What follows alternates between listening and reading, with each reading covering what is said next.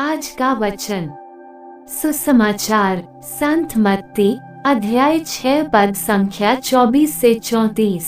कोई भी दो स्वामियों की सेवा नहीं कर सकता। वह या तो एक से बैर और दूसरे से प्रेम करेगा, या एक का आदर और दूसरे का तिरस्कार करेगा।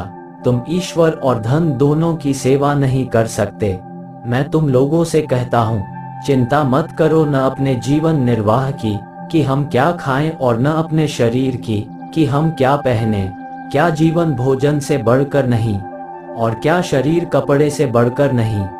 आकाश के पक्षियों को देखो, वे न तो बोते हैं, न लुनते हैं, और न बखारों में जमा करते हैं, फिर भी तुम्हारा स्वर्गिक पिता उन्हें खिलाता है। क्या तुम उनसे बढ़कर नहीं हो?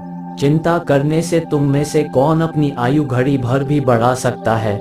और कपड़ों की चिंता क्यों करते हो?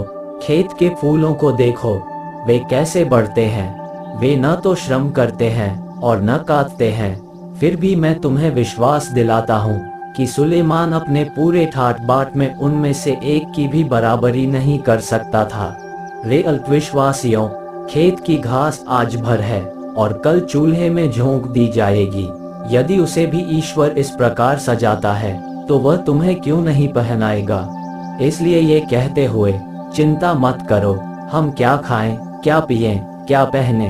इन सब चीजों की खोज में गैर यहूदी लगे रहते हैं। तुम्हारा स्वर्गिक पिता जानता है कि तुम्हें इन सभी चीजों की जरूरत है।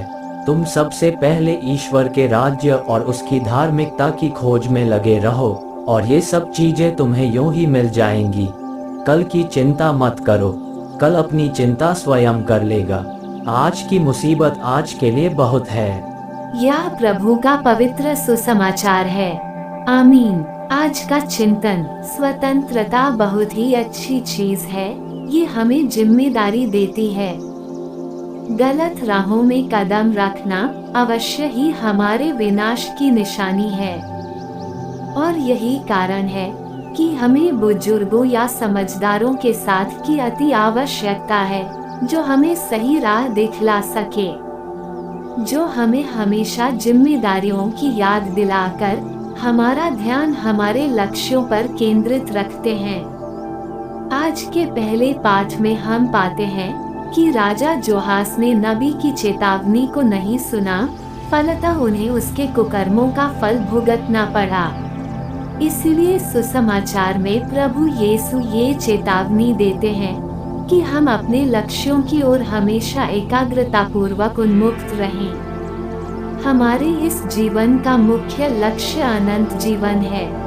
इस अनंत जीवन की यात्रा में बहुत बार हम भटक जाते हैं, पर प्रभु के शब्द और कलीसिया के विभिन्न संस्कार हमारे रक्षक हैं, जो हमें वहां पहुंचने में हमारी सहायता करते हैं।